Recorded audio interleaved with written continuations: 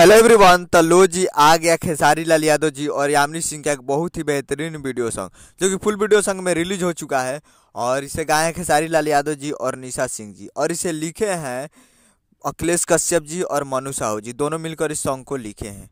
और इसमें म्यूजिक दिए हैं VR वर्मा जी, जो कि आपको स्क्रीन के ऊपर दिखाई दे रहा है। जिस सॉन्ग का टाइटल रखा गया है उधार धनिया, जो कि फुल वीडियो सॉन्ग रिलीज हो चुका है। और फिट में है यामिनी सिंह जी, वीडियो में खेसारी लाल यादव जी और यामिनी सिंह जी, जो कि काफ़ी बेहतरीन वीडियो सॉन्ग बनाया गया है।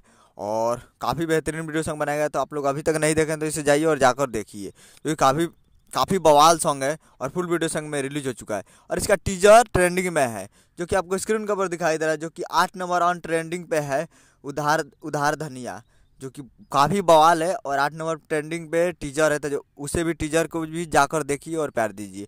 और फुल वीडियो सॉन्ग आज रिलीज हुआ है सुबह सुबह, तो आप लोग जाइए और उसे भी देखिए और उसे भी ट्रेंडिंग में लाइए। और उधार धनिया का टीजर जाकर देखिए, वो भी ट्रेंडिंग में है और ये भी ट्रेंडिंग में जाएगा, तो इसे भी जाकर देखिए फुल वीडियो सॉन्ग को।